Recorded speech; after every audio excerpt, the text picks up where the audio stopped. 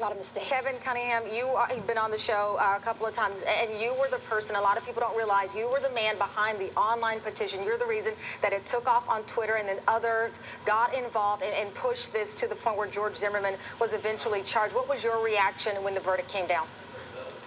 I can only say I was heartbroken. I'm sad for Trayvon's family, for his friends, and for America, for all my friends with black and brown children that have to be terrified when they walk out of the house every day. It hurts my heart, and I feel like collectively we failed all of them. When you started the petition, though, your goal was to get George Zimmerman charged. The jury has spoken at this point. You have people who say this is what you wanted, this is how our legal system works, so why go further with protests or even pushing the Justice Department? What's the motivation there?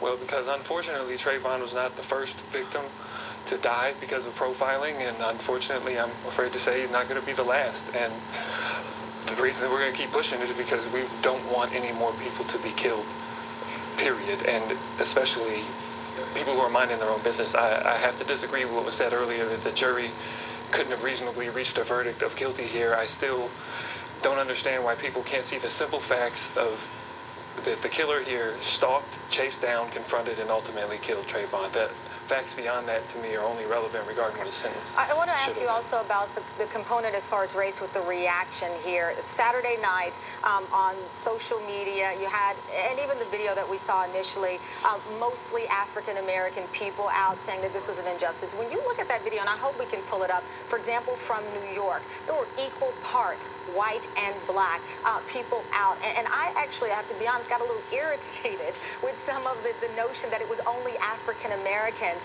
that were upset. When you looked at that video, and there were black, white, Latino, Asian, you name it, men, women in that video, and video does not lie, so people can look at that and see these are not all black faces that feel that this was an injustice.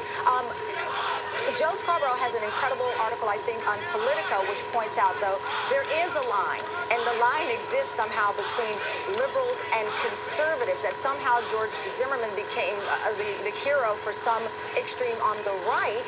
What is your reaction to what we're seeing and the diversity, at least, of those people, like that woman we see who's clearly white, who feels that Trayvon Martin's family was wrong? It's really upsetting to me to hear people say that this is a black issue. It's a human issue, and it affects me personally. And so it takes away my own sovereignty over my own life to say that this is only a black issue. No, this is an American issue. This is a human issue. This is an issue that deeply impacts my heart. I mean, and even to discern between this race or that race. I mean, I have a black cousin, I have a black godson. This is my family, and therefore it is my issue.